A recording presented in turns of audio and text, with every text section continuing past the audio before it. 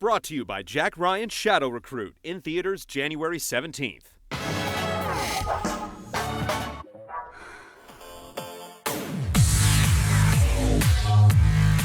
Action, adventure, and the combination thereof prove once again to be the most pervasive genres of them all, by collecting more entries than any other category in our preview. It's no surprise when open-world games, 2D platformers, first-person horror stories, and isometric hack-and-slashers all seem to qualify. Lots of games promise adventure, but these games invite us to attack and explore more than any others do in 2014. Before James Cameron pluralized it, alien originally meant one very tall, very fast, and very deadly xenomorph. It was all you needed to create an atmosphere of terror. Taking the philosophy and design from the original 1979 classic and answering fan questions surrounding Ellen Ripley's daughter, Alien Isolation is the boost the franchise needs. Video games are otherwise.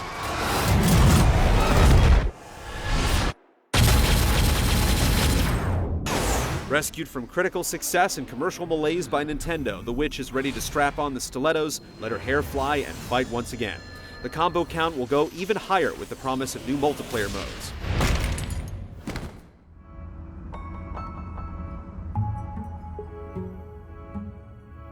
The kick-starting elite will be able to attempt to fix the broken age by the time they see this, with everyone else joining in on Tim Schafer's dual-world adventure later this month. Jokes, puzzles, and spaceships await. This must be a dream. Whipping candles never goes out of style, which is fortunate for the newly crowned Prince of Darkness's excursion to a modern era.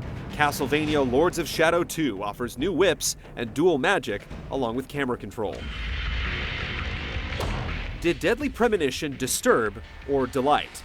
Perhaps the alliterative accents of D4's delirious dream disorder will provide the kooky Kinect gameplay you never knew you wanted. Hello? Anybody there? Known more for the military precision of franchises like Spec Ops, Zombie Studios is now looking to simplify survival horror by limiting you to just a cell phone and your wits. Trapped in a mental hospital, you'll have to creep through the darkness toward the exit and make use of whatever you find. Hopefully it's as scary as it sounds.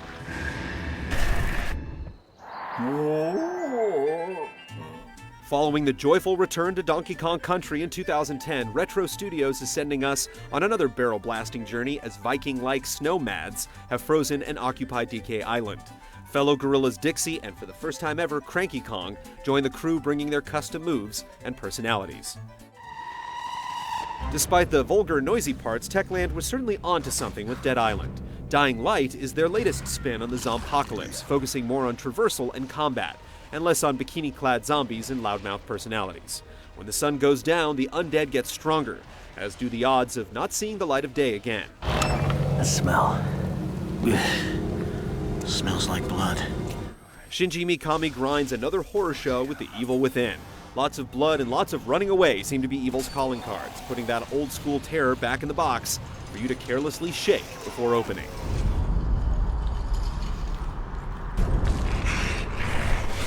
How'd you like to raid Hell?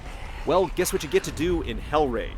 Demons of all sorts are just itching to die by your sword, so get ready to smite evil and throw some fireballs in this attractive first-person sword swinger. We're sorry, you have reached a number that has been disconnected or is no longer in service. Hotline Miami is getting a sicko sequel where somehow violence and neon both clash and collaborate. The eagle-eyed respawn-ready fracases are ready for round 2, and wrong numbers rarely ring twice.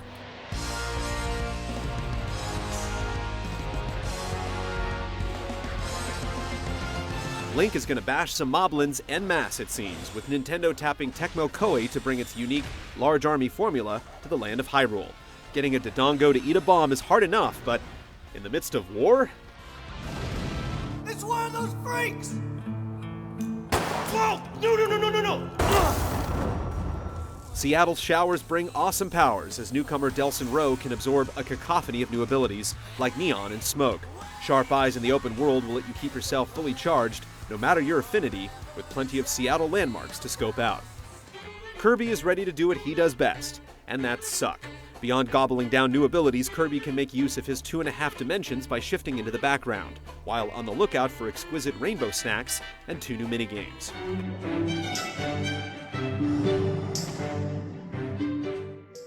This has to be the year. It just has to be. The Last Guardian seems to still be in development, with Ueda still on as contractor, and hopefully the biggest question won't be when, but what system. That griffin's getting hungry. Scorched earth, clinging leather, sawed-offs, and spikes. Yep, this is Mad Max. Force drives the flow, but this isn't a Jedi mind trick, but gut punches, vehicle mayhem, and making every bullet count.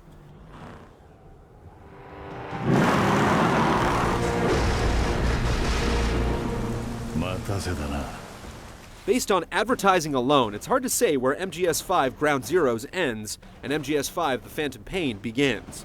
Instead of having to wait until 2015 to experience Kojima's newest vision of tactical espionage, we'll get a sneak peek of sorts with a sampling of MGS5's world this year.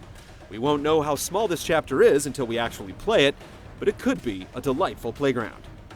With the second Hobbit film in theaters, the creators of Guardians of Middle-earth are crafting a more traditional RPG, Shadow of Mordor, that looks to bridge the gap between the Hobbit and Lord of the Rings film trilogies. We'll soon see if it's a trip worth taking.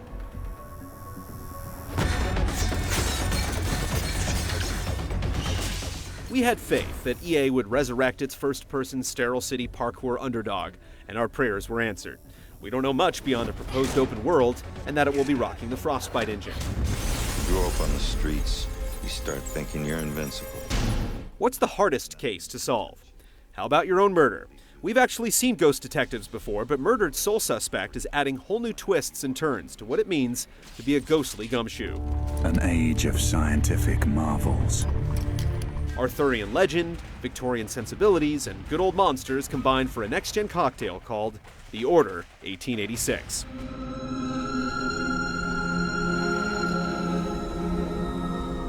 From the devs that brought us Alan Wake leaps forth Quantum Break, promising to bridge the gap between games and TV shows with a heaping helping of impossible situations under the auspices of high-level sci-fi that will have you bending time itself.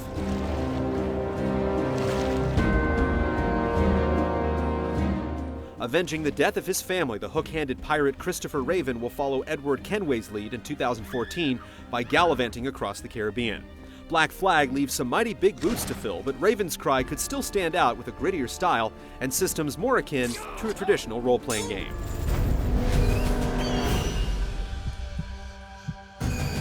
Strider Hiryu, one of gaming's greatest ninjas, is still searching for success after first swinging onto the scene 25 years ago. Capcom and Double Helix are going back to recreate the 2D classic with 3D models and HD backgrounds. Hopefully Strider's blade stays as sharp as ever. Brothers of the Awakened, we are gathered here to usher this city into a new age.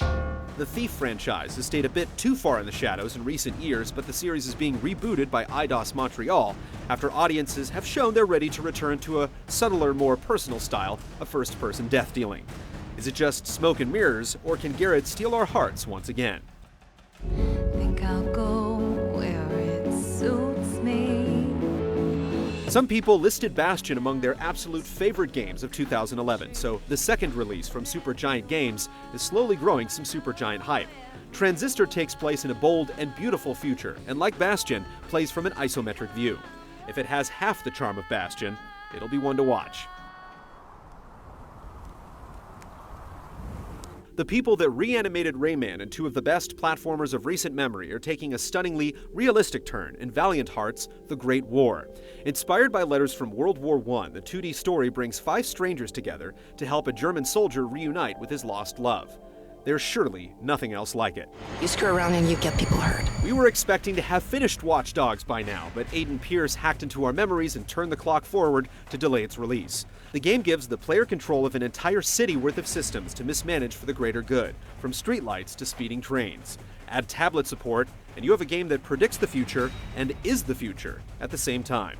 In the future, the man will hell with blood. Samurai swords seem to be a popular option for those facing the zombie apocalypse, but the resurrected ninja YAIBA is no pretender.